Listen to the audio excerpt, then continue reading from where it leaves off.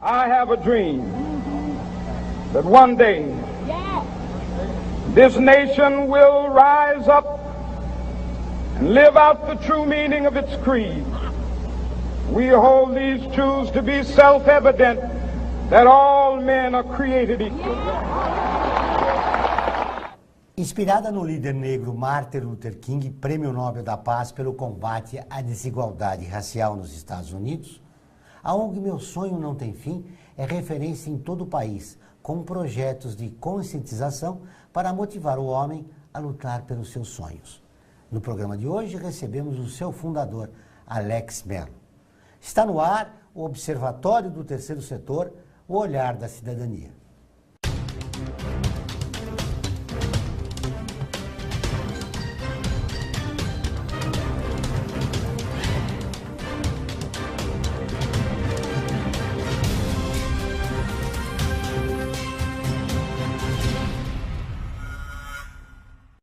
O Observatório do Terceiro Setor mostra pessoas que trabalham para a melhoria da sociedade, além de divulgar e interagir de forma comprometida com as organizações de interesse social.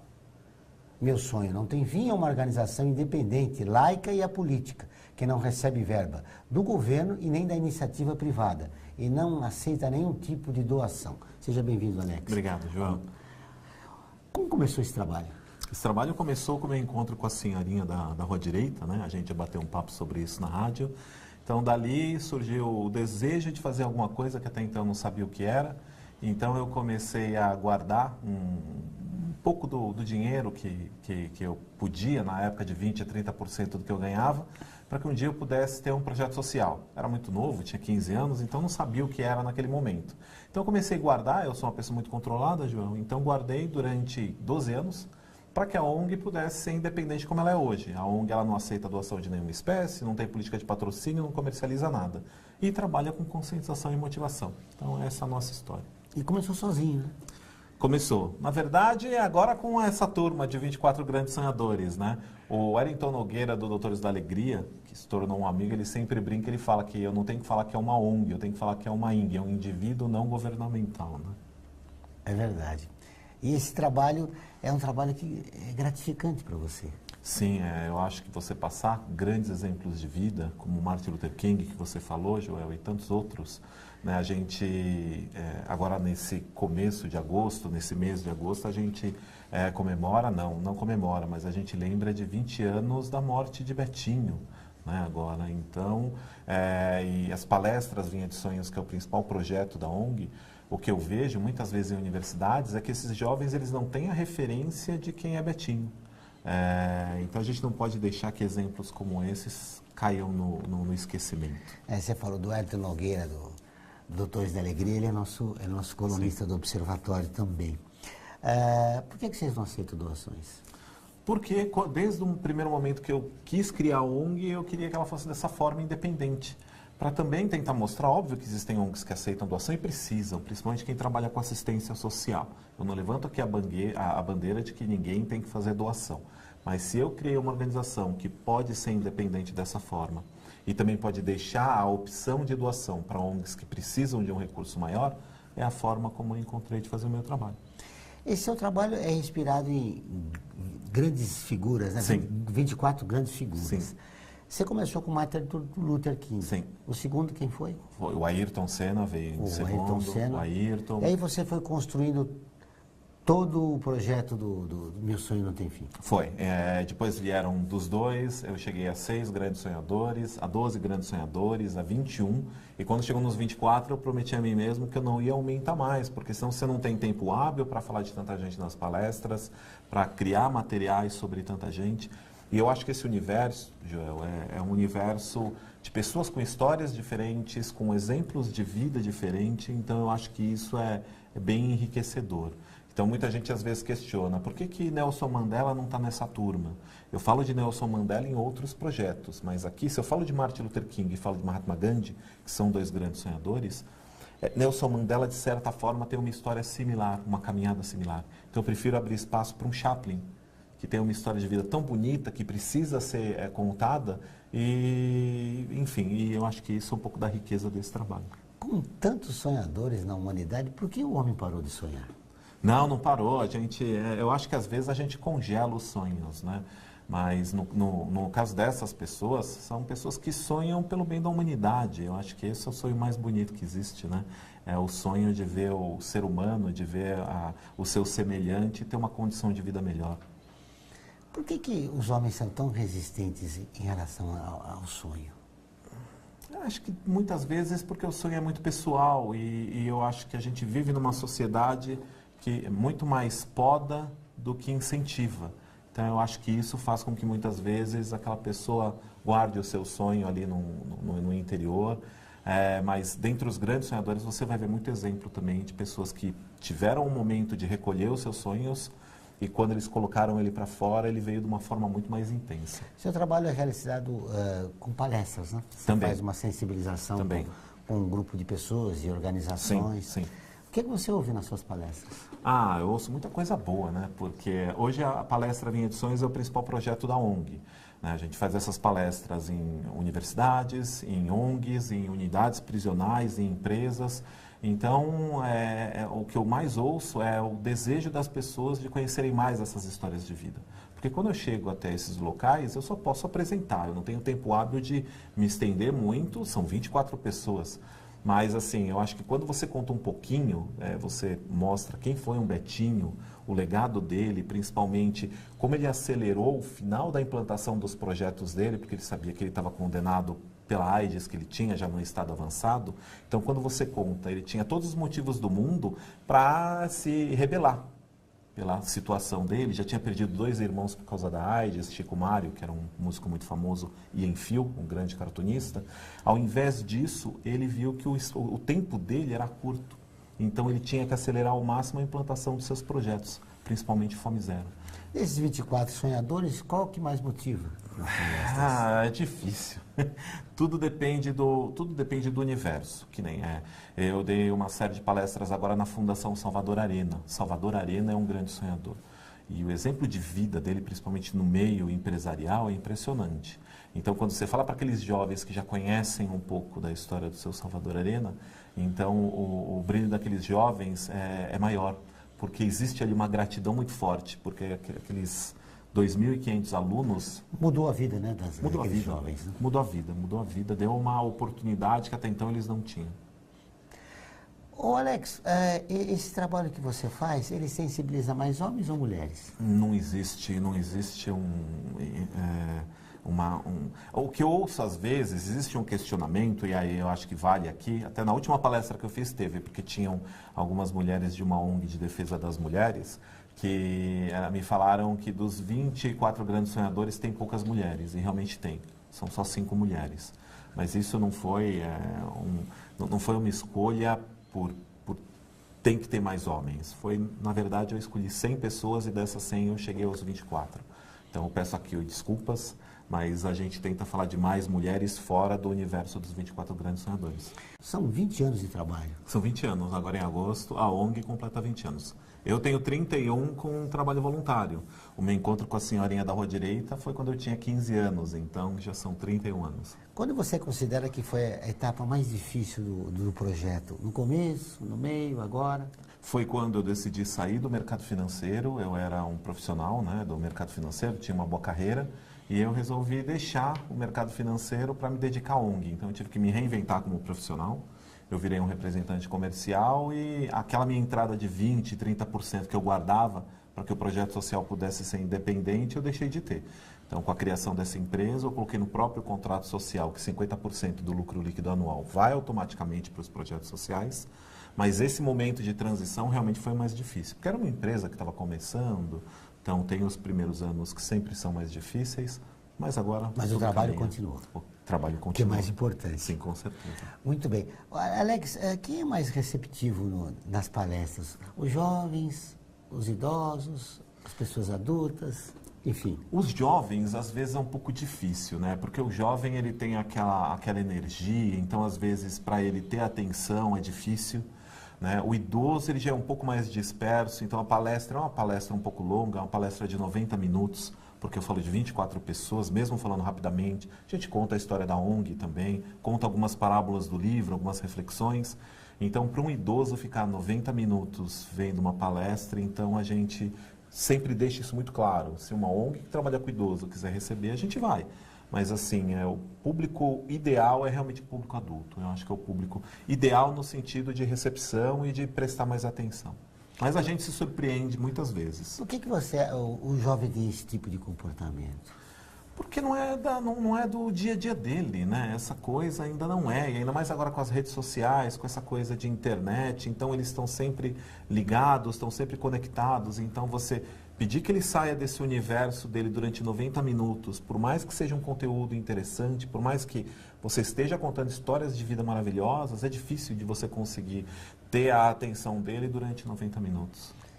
O que mais te sensibilizou nesse período que você faz as palestras? As histórias das organizações, as histórias que você conhece no dia a dia, esses heróis anônimos que a gente acaba conhecendo, você conhece muito aqui no seu dia a dia.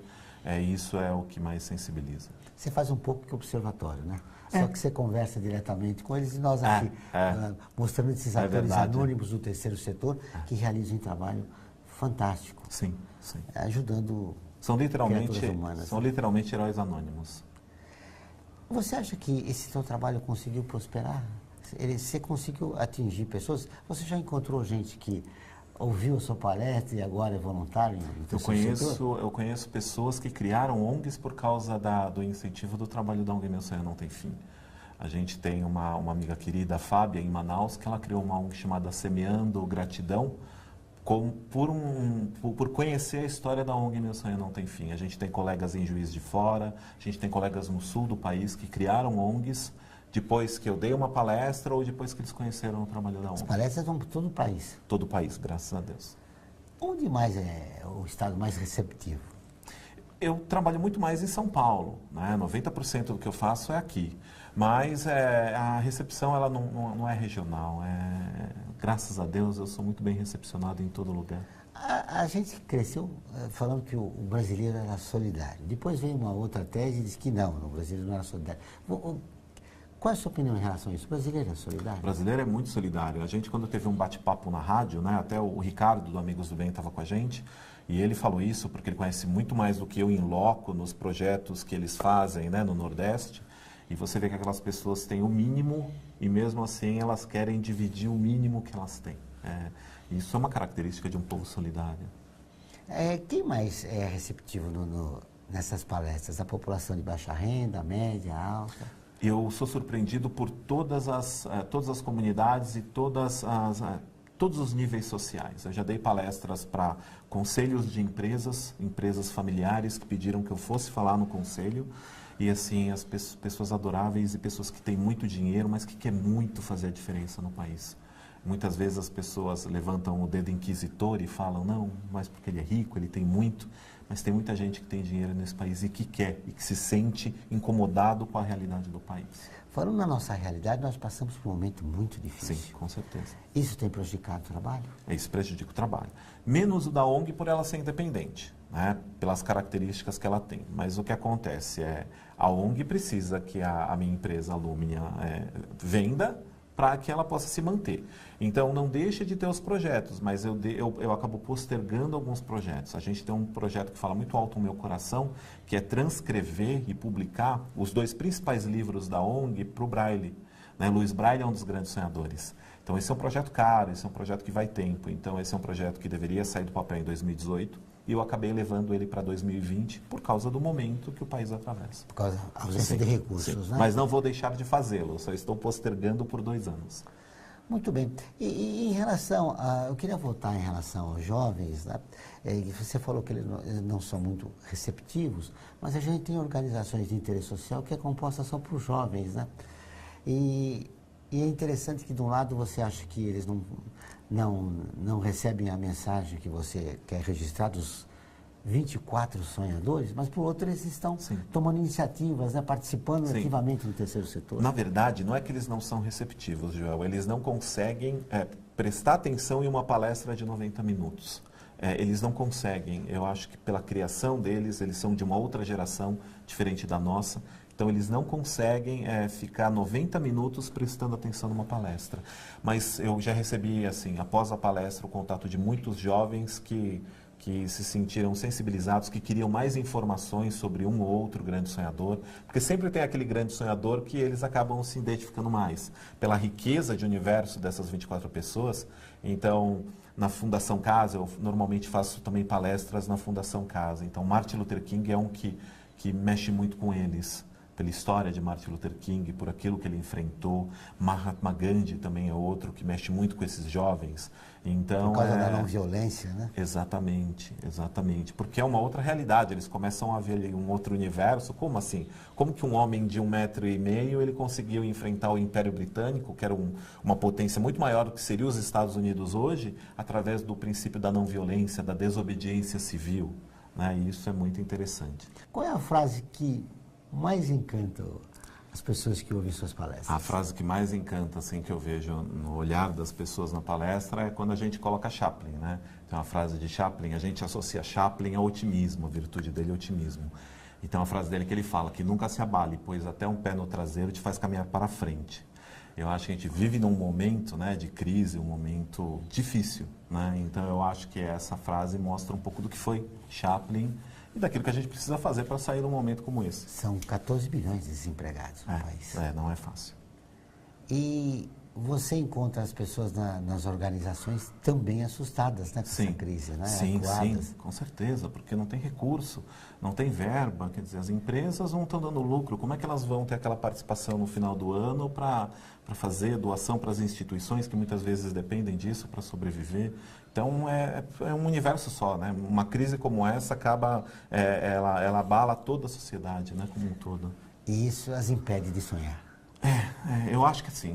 Impedir de sonhar não, mas faz com que eles guardem os sonhos na gaveta, né? Que é muito triste. E isso é triste e, ao mesmo tempo, é motivador para você, né? Porque você encontra um meio de levar uma palavra de conforto. Por isso que nas palestras a gente sempre coloca algumas parábolas e reflexões dos 2 livros. Nós temos 2 livros de parábolas e reflexões que todo mundo pode baixar gratuitamente no site da ONG. Então, essas parábolas, ultimamente eu sempre tenho colocado parábolas para mostrar que é possível, né? Então, se você me der a oportunidade, eu queria contar uma. Na verdade, foi até do nosso bate-papo na rádio. Claro, posso falar? Por favor. Então, eu vou contar uma que é de um casalzinho alemão da época da Segunda Grande Guerra, né? Um período negro na nossa história. Então, na época da Segunda Grande Guerra, tinha ali um casal, que era uma senhorinha que ela era católica e ela era casada com um senhor judeu. Então, veio a perseguição nazista, ainda não era como ficou depois da invasão dos países europeus. Então, aqueles judeus eles eram mandados para campos de trabalho forçado. Ainda não era, um campo de concentração. Então, aquela senhora conseguia se corresponder com o marido que estava naquele campo de trabalhos forçados. Então, ela mandava cartas para ele e ele respondia. E quem conhece um pouco dessa época sabe que as cartas eram confiscadas e muitas palavras eram recortadas, que eram proibidas. E ela mandou uma carta para o marido, falou: querido, está chegando a época de plantar tomates e eu não vou conseguir, porque eu sou uma senhora de mais de 60 anos, nós não temos filhos, então os homens da região estão no conflito, então eu vou passar fome, porque sem plantar os tomates eu como uma parte da produção, o restante eu troco por outras mercadorias. E ele devolveu uma carta para ela, falando: não mexa nas terras de forma alguma, pois foi ali que eu enterrei as granadas e os armamentos. 2 dias depois, encostaram 2 caminhões da SS, a terrível polícia nazista, e reviraram aquele terreno durante 2 dias sem parar, não falaram uma única palavra com aquela mulher. Ela ficou ali acuada, sentadinha, né, dentro da casa dela, e depois eles foram embora, da mesma forma que vieram. E aí ela mandou uma carta para o marido, falou: querido, eu não sei o que aconteceu, vieram aqui 2 caminhões repletos de nazistas, eles reviraram o nosso terreno durante 2 dias sem parar, da mesma forma que vieram, foram embora, e não falaram uma única palavra. E ele mandou uma nova carta para ela, falou: você precisava de alguém que trabalhasse a terra para você plantar sementes de tomate. A terra já está trabalhada, agora é só você plantar sementes de tomate. Esse homem, ele conseguiu ajudar a sua esposa, com mais de 60 anos, de dentro de um campo de concentração, de certa forma, na Alemanha nazista, Joel. A gente não pode achar que a gente não pode sair de um momento de crise como que a gente enfrenta. Esse é um estímulo para as pessoas que hoje se sentem impotentes, porque não têm emprego, porque não têm uma casa, e É a com a família criatividade, desintegrada. é a criatividade, o conhecimento, junto com o amor, que faz a gente mover para frente. Essas pessoas que ouvem as suas palestras, elas multiplicam-se depois? Sim, sim, bastante. Normalmente existe muita indicação, né? Eu abro sempre o calendário anual das palestras em janeiro e, graças a Deus, agora em fevereiro eu já não tenho mais agenda para 2017. Então, eu já fechei, em janeiro já estava fechado todo o calendário de 2017. Então, a gente abre agora em janeiro de 2018, provavelmente em fevereiro a gente já não tem mais. Eu vou abrir um pouco mais de datas em 2018, a gente abre 68 datas por ano. E esse calendário, em 2 semanas, a gente já está com ele completo. Quem mais convida você para fazer esse trabalho? Hoje, bastante empresas, ONGs, muitas ONGs, porque uma ONG acaba indicando para outra, então uma pessoa de uma ONG vê uma palestra, muitas vezes ela é funcionária de uma ONG, daqui a um ano ela está em outra organização e ela acaba me chamando, e assim vai, é no boca a boca. E durante todo o ano você faz quantas palestras? 68 68 palestras. por ano. O ano que vem vão ser 80 palestras. São 80. No estado de São Paulo e em todo o Brasil. Todo o país. A gente vai agora para o Sul no final do mês. Então eu vou para Pelotas, faço 2 palestras nas universidades de Pelotas, né? Na Federal e na Católica. A gente vai muito para o Norte, para o Nordeste. Graças a Deus a gente está... O importante é destacar sem custo nenhum para a organização. Sem custo nenhum. Não, tudo na ONG é de graça. A ONG, nenhum projeto e nenhuma ação da ONG é pago, né? Obviamente que quando eu vou para outro local fora do estado de São Paulo, aí o solicitante ele tem que arcar com as despesas de traslado, porque senão também eu não tenho recurso para isso. Mas os projetos em si são todos gratuitos. Qual foi o lugar que mais te impressionou? Em que organização, que local, que estado, que cidade, onde você se encontrou e se sentiu mais acolhido? Ah, João, é difícil. Se eu falar de um, eu vou estar sendo indelicado com os demais. Mas, assim, um projeto, o que mexe muito comigo, as ONGs mexem muito comigo, eu sou muito bem recepcionado nas empresas e nas universidades, mas levar esse trabalho na Fundação Casa tem um apelo muito forte, né? E quando eu dei a minha primeira palestra na primeira unidade da Fundação Casa, há mais de 10 anos, eu achei que eu não tinha conseguido atingir o meu objetivo, porque aqueles meninos me olhavam de uma forma séria e eu falei, ali não foi bem. Voltei para casa, um tanto frustrado, e quem me levou para lá foi o Projeto Guri, que faz um trabalho maravilhoso dentro da Fundação Casa. E aí, depois de uma semana, eu tinha deixado o primeiro livro de reflexões parábolas da ONG. E aí, depois de uma semana, uma voluntária do Projeto Guri me ligou. Falou, Alex, você não faz ideia como você mexeu na cabeça desses meninos. Porque a gente sempre faz oficina todas as sextas-feiras. E essa sexta-feira eles viraram para mim e falaram, tia, a gente pode se reunir e você contar uma história, uma parábola do livro do Alex, para que a gente possa tentar entender como a gente pode melhorar como ser humano?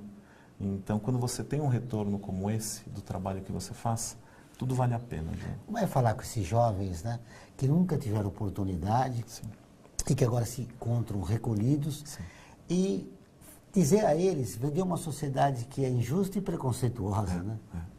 Mas é mostrar o outro lado, porque eles viveram opressão, o esquecimento, a violência. Então, quando você vai lá, você mostra um outro lado, você mostra, olha, existiu tudo isso que você viu, né, em toda a sua pequena trajetória de vida, mas também teve um Martin Luther King, teve um Mahatma Gandhi, teve um Dawel Helder Câmara, teve um Betinho, para que eles tenham também e conheçam o outro lado. Né? Estabelecer essa relação e mexer com a autoestima deles. E equalizar um pouco as forças, porque o mal eles já conhecem muito bem. Eu acho que chega aquele momento em que eles também têm que conhecer um pouquinho do bem. Esses jovens que conheceram o mal e agora conheceram o bem, parece um pouco fácil, né? E aqueles jovens que sempre tiveram oportunidades e não se interessam pelo que você fala, pela palestra? Eu acho assim, todo mundo tem o seu momento. É um momento, todo mundo vai acordar. Alguns acordam mais cedo, outros acordam um pouco mais tarde, né? Mas às vezes demora, mas às vezes isso gera um impacto em algum momento para eles. Muito bem. Quem tiver interessado, você telespectador, que quer ouvir uma palestra do Alex, o que deve fazer, Alex? Deve entrar em contato com a gente através do site, tudo a gente direciona para lá. Então é www.meusonhonãotemfim, sem acento nenhum, tudo junto, meusonhonãotemfim.org.br. Ali vocês vão ter acesso a todas as redes sociais, a nossa biblioteca virtual e contato comigo para tentar agendar já uma palestra para 2018. Para fechar nossa entrevista, Alex, qual é o sonho? Que sonho brasileiro? O brasileiro sonha um mundo melhor, né? Um mundo mais pacífico, um mundo mais humano, um mundo com mais emprego, um mundo com mais alimento, né? Um mundo com mais amor ao próximo. Eu acho que é isso que sonha. Pelo menos eu sou um brasileiro e é isso que eu sonho. O programa do Observatório do Terceiro Setor dessa semana fica por aqui. Mas para continuar nos acompanhando, acesse o nosso portal observatorioterceirsetor.org.br. Participe e saiba quais são as novidades do terceiro setor e do mundo. Lembrando que o Observatório do Terceiro Setor está presente em mais de 40 países e atinge mais de 1 milhão de pessoas todos os meses. Voltaremos na próxima semana com o Observatório do Terceiro Setor, o olhar da cidadania. Até o próximo programa.